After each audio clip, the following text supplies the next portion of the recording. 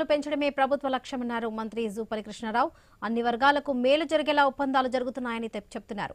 పూర్తి డీటెయిల్స్ మా ప్రతినిధి ఏవై స్వామి అందిస్తారు.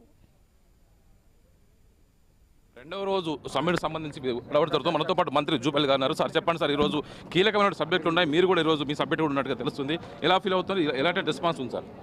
నేను చాలా హ్యాపీ, ఎందుకంటే ఈ లక్ష్యం కోసం 4 కోట్ల తెలంగాణ ప్రజల యొక్క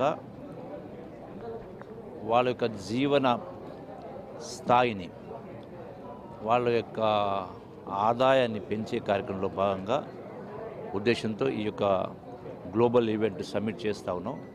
ఆశించిన దానికంటే ఇంకా ఎక్కువనే వస్తూ ఉన్నాయి. ఒకటి, పెట్టుబడులను ఆకర్షించడం, దాని ద్వారా ఉద్యోగ ఉపాధి అవకాశం కల్పించడం, అన్ని వర్గాల ప్రజలు, అది రైతులైనా, మహిళలైనా, యువత అయినా, నిరుద్యోగ యువత అయినా, విద్యార్థికైనా అందరికీ ఆ ఫలాలు అందేటువంటి ఆలోచన చేస్తా ఉన్నాం.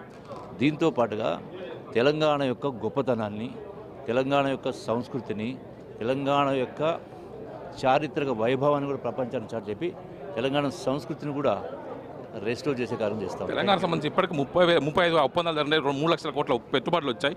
టూరిజం సంబంధించి ఎలాంటి గ్రోత్ ఉండే అవకాశం ఉంది? టూరిజం కూడా ఉన్నవి.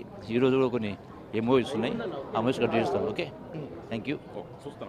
ఖచ్చితంగా ఈరోజు కీలకమైనటువంటి ఒప్పందాలు జరిగాయి. దీనికి సంబంధించినటువంటి దాదాపుగా ఇప్పటికే నిన్న జరిగినటువంటి 35 ఒప్పందాల్లో దాదాపుగా 2,35,000 కోట్లకు పైగా పెట్టుబడులు వచ్చాయి. ఈరోజు మరిన్ని పెట్టుబడులు వస్తాయని చెప్పేసి కూడా వాళ్ళంతా కూడా భావిస్తున్నారు. పలువురు మంత్రులు కావచ్చు, మీదంతా డెలిగేట్స్ అంతా ఇక్కడికి వస్తున్నారు. మనం చూస్తున్నాం, మంత్రులు ఒకవైపు ఇటు పొంగులేటి శ్రీనివాసరెడ్డి కావచ్చు, జయశ్రీంగల్ లాంటి అధికారులంతా ఇక్కడ చేరుకున్నారు. చాలామంది కీలకమైనటువంటి గెస్ట్స్ అంతా ఈరోజు ఉంటారు. ఈరోజు దీనికి సంబంధించినటువంటి కీలకమైనటువంటి పెట్టుబడుల ఒప్పందాలు ఈరోజు జరుగుతాయని చెప్పేసి కూడా ప్రభుత్వం భావిస్తుంది. అనేక మంది మినిస్టీరియల్ డెలిగేట్స్ కూడా ఈరోజు వారి చర్చలో పాల్గొంటారని చెప్పి భావిస్తూ ఉన్నారు.